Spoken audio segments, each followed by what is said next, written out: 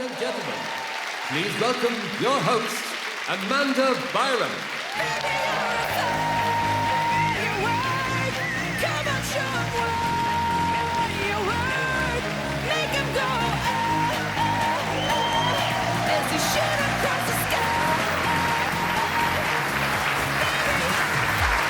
Good evening, everyone, and welcome to the first annual IFTA Gala Television Awards. Now, that's Gala the shop and the fancy social occasion, but mainly the shop. Twix bars, 2 for $1.60.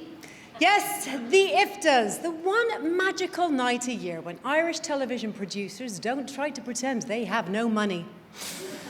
It's going to be a big night. The Irish TV industry is about to get so much smoke blown up its arse, you'll all have to get your teeth whitened again tomorrow.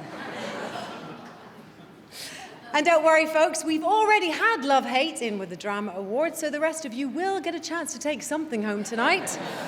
Not the candelabras, though. They're for the wedding that's in here tomorrow. Oh, and speaking of weddings, this year marriage equality came to Ireland. Woo! Oh, yeah.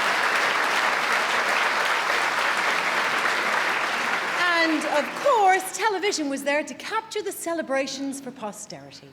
TV3 sent Vincent Browne to the dancing in the George. Fair play to you, Vincent. RTE sent Miriam to the street party in Dublin Castle. Go on, Miriam. And UTV Ireland sent Pat Kenny home to bed early. Yes, times are changing, folks, and so is the way we consume television. More and more people are watching online, on tablets, and on their computers at work. In fact, you can now watch Crime Call on your smartphone as it's being robbed. What a time to be alive. Also this year, RTE tried to replace Winning Streak with the €1 Million Challenge hosted by Nicky Byrne in a noble bid to get young people hooked on scratch cards. Only RTE would try to reinvent the wheel and end up with a triangle and a square. It was a big year for TV3 as it was bought by UPC. UPC was then bought by Richard Branson of Virgin Media, Virgin Airlines, and Virgin Galactic. At last, we have the technology to shoot expose into space.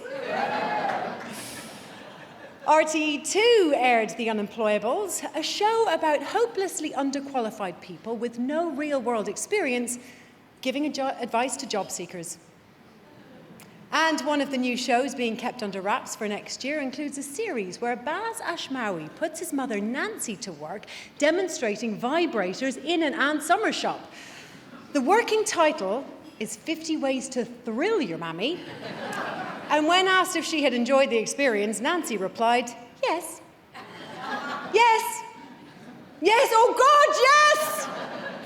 And on that climax, I think it's time to crack on with the awards.